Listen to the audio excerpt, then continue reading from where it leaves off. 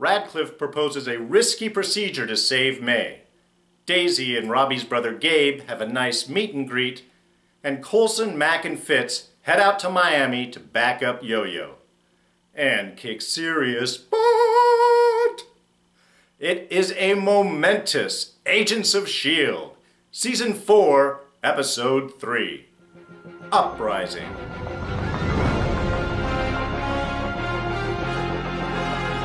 Hey everyone, D here, and welcome to our coverage of this week's episode of Agents of S.H.I.E.L.D. So, there are spoilers ahead, just so you've been warned.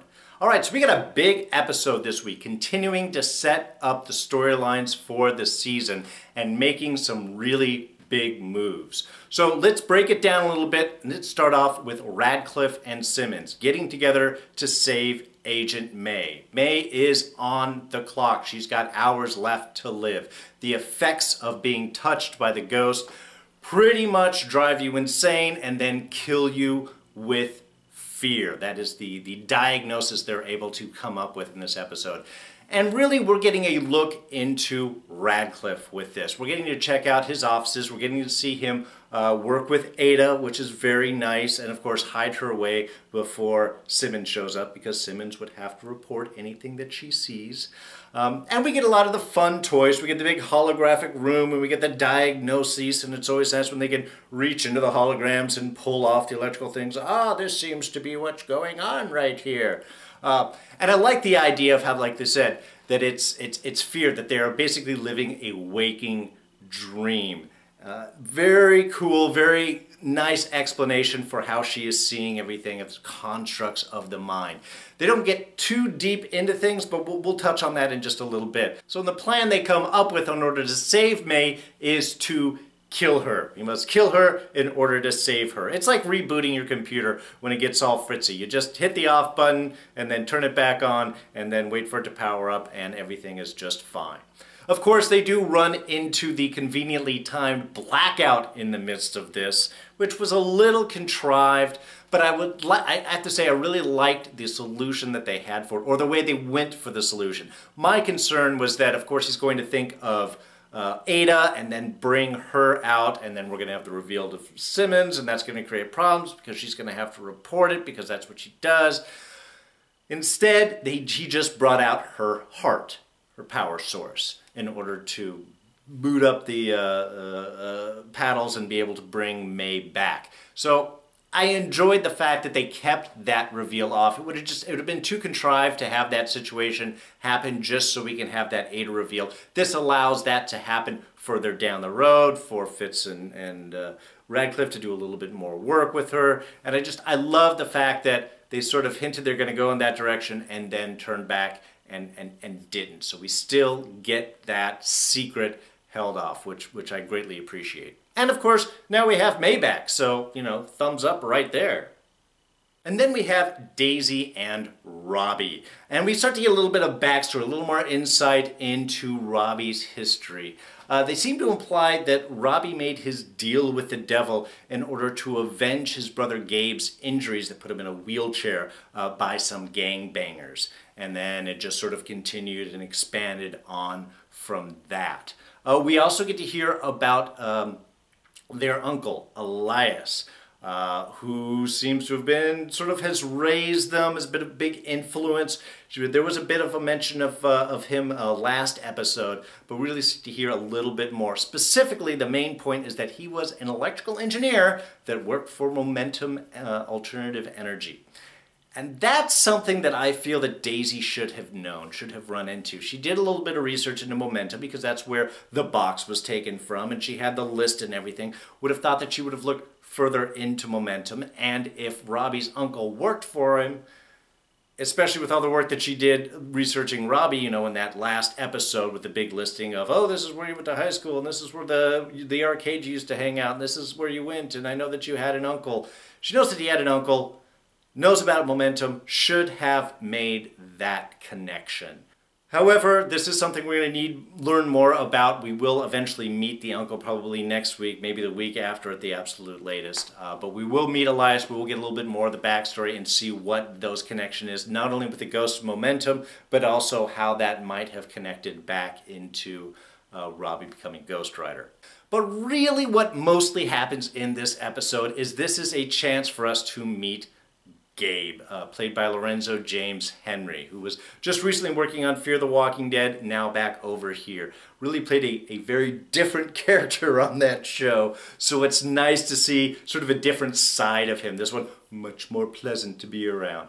And really he is looking out. The two of them get to have that nice little scenes where they're sort of testing each other out, finding out, you know, who's who, and really a lot of this, Gabe sort of testing out Daisy, finding out, is she someone that is good for Robbie?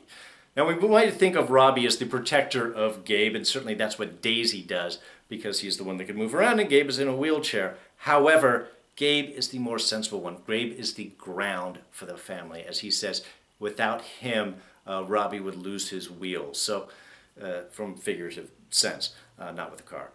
So we really get to kind of see of that dynamic where you have the physical protector and kind of the protector of the soul, the innocent there, which gives an interesting dynamic if he had sold his soul to the devil in order to avenge him, and Gabe is the real kind of solidifying guy. So anyway, it was just kind of a nice sequence. I really liked seeing the two of them, Daisy and Gabe, having their little back and forth there, and of course Gabe's realization that Daisy is Quake, and with all of the blackouts going on, really says, look, I'll keep your secret, but you got to get out of here. Why? Because I am looking after my brother.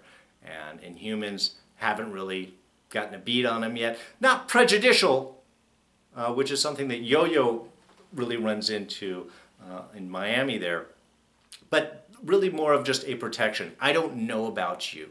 I don't know about these issues, but I don't want my brother in trouble. He's got enough things going on. So again, that kind of sets Daisy off, but you know, that's not going to be anything too long, especially as Gabe catches the news feed at the end and finds out that it wasn't the Inhumans that were behind the blackouts. It was a different group. And investigating this other group is exactly what Coulson, Mac, and Fitz head off to Miami to do. And to back up Yo-Yo, of course, but primarily they're investigating these blackouts. Now, as far as the world knows, of course, these are caused by the Inhumans that are very upset about the registration and now want you to make it stop or they're going to be all mad and cause more damage, which is, of course, a wonderfully smart move for a group to make. Go and threaten everybody in hopes that they're going to like you for it. No. So, likelihood of these actually being the Inhumans, unless they're really dumb, not very likely. Also, in order to pull something like this off, you've got to have a lot of organization, you've got to have money behind you, you've got to have people, and of course you have to have the capability to cause these. And if it's not a mechanical situation, if it's caused by an Inhuman, like the implied Lincoln could possibly do, he's gone now, rest in peace, you would still have to be able to get that person from city to city every hour all over the planet. So not very likely. Unless you have a teleporter, get in, but he's dead now. We did have one, but he's gone. Unless you had another teleporter that could do that all over the place. Not, again, very likely. The watchdogs, however, very likely. Already organized, already have backing behind them, but now they're taking it to the next level. Now it is international. But the main theme that they get to focus on with this episode is that of the prejudice of humans versus Inhumans. The Inhumans, again, are still a newish phenomenon as far as the world is concerned. So we get to sit the idea of, we don't know if our neighbor, if the person right next to us, if our friend is an Inhuman or not. But they have these amazing powers, and they're monsters, and they should be stopped. And these are all ideas, these are all points that have been dealt with them in the Marvel Universe over the years, primarily using mutants. But of course, since Fox owns the X-Men and all of the mutants, Marvel has the Inhumans that they get to use all of these points with. But they can do all of the same things. You have the Mutant Registration Act, well, now it's the Sokovia Accords. But you still have all of that primary prejudice, again, of we don't know who you are. We can't tell the regular humans from the Inhumans, and therefore we have reason to be scared. These are people with amazing powers, they're walking weapons, and they really get to deal with this. And of course, Yo-Yo runs into it really face-to-face with her friend that's already calling out the Inhumans as monsters and crazy. And then once she finds out that Yo-Yo is one, that doesn't help. That's where friendship kind of breaks down. It's not strong enough for people to oversee their own prejudices. It now just becomes a, I don't know who you are. So a lot of these big themes they really get to focus on with this episode, and it's nicely done. Again, it's something that Marvel really has the opportunity to deal with and explore a lot more, and I'm glad that they're taking the opportunity to do that. Now, a few things with this group really need to be pointed out. One, fight scene. Oh, 2 fight scenes. Wonderfully done. Man, I love seeing the 3 of these get together. Fitz is badass. Fitz is breaking arms and hitting people with fire extinguishers. Mac is, of course, a tank. Coulson really showing off his abilities as well, so that we don't get to see a whole lot. If you've ever seen the one-shot, A Funny Thing Happened on the Way to Thor's Hammer, really get to see a lot of this side of Coulson in that as well. And I love that they're bringing it back, just showing him as not really superhuman, but definitely highly capable, trained agent. These were beautiful fights. A lot of single camera work, long takes, multiple actions going on in a single shot. Really love seeing it. It keeps a real visceral action to it. If they would do more of this, oh, I'm so happy. But even this was marvelous. Really just amazing fight stuff. And of course, in that, we also got to see Yo-Yo Slow. Just the wonderful shot of when she comes in with the Watchdog group and first of all takes the light stick and runs around circles and makes that big glowing thing. That was awesome. And then we get to see the slow-mo of her shooting through the crowd and grabbing the guns and knocking people over. It was great. Had nice elements of Age of Ultron, of Quicksilver's motion, but yet kind of its own unique take on it. I loved seeing it. It's such a great use of effects for this episode. If they're going to spend the money doing these things, they've really been smart in doing it right. And really, again, that 10 p.m. time slot being able to boost, just heighten the level of everything that's going on. Marvelous to see. Please, please do more of this. And then the Fitz science stuff was all marvelous to see. One, Fitz actually carries a slide rule around with him. That's so old school. That is awesome. I mean, I've been doing math and stuff for years. I never really used a slide ruler. We're still using calculators. The fact that this guy has two slide rulers that he carries around in his emergency kit with him, that is just awesome, super geek stuff. It's great. But then we have the whole research into the EMPs. That was all very cool. I like doing the magnets and the old school stuff, the whole compass thing. Couple of things though with the EMP. If it's going off every 2 seconds, they seem to have driven pretty far once they got to Miami before the EMP hit them. And they didn't make any comment like we're just entering into the realm or the range of it. They seemed to be going pretty fine, and then stuff got knocked out. So I don't know, that kind of raised my eyebrows. Also, okay, once they found the thing in Miami, once they found the EMP source in Miami, they seemed to then get LA back in line and all the other ones. That would all still take a lot of time. Maybe it did, and that just happened all off screen, but it seemed like once they figured out the Miami thing, everything else kind of fixed itself up. So, again, minor little points, but those did raise my mind. Also, when he was staring into the fountain and he was counting, is the EMP that's causing the waves? I mean, okay, so you've got an electromagnetic wave and that's going over the water and that could partially charge the water, and is that moving it then with the wave? I think that was the idea behind it. I don't know if it actually does that. I don't know much about EMPs, physical reactions outside of electronics, but anyway, it was still very cool science stuff. Just a couple of questions right there that raised my what? All right, and last couple of things. They seem to be dodging the whole idea of the metaphysical with the physical right now. We have, of course, Daisy not really believing Robbie sold his soul to the devil, and Robbie is still very convinced, hey, I know what it is that I did. You don't have to believe it.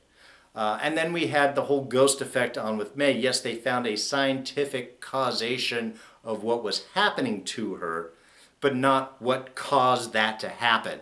And though Simmons does put out the idea, it could be this or it could be this, or it could be what she said is that a ghost touched her. And Radcliffe didn't totally dismiss that. Again, they used the old Sherlock Holmes thing, get rid of everything that doesn't make sense, whatever is left is the answer. So if you got rid of all the science and that was all you had left is the metaphysical, then it could be that. But they didn't really dive into it. They just sort of touched those themes. So I'm glad they're still playing with it. Hopefully they're going to be diving in a bit more as the season goes on. And of course, we have Jeffrey Mace, the director. And I know the first couple of episodes really have been painting him as a hard ass, really with those stickler for what is classified and what you're authorized to see. And that makes sense from his character standpoint of being concerned about the infiltration of Hydra, especially as the plans to make S.H.I.E.L.D. public.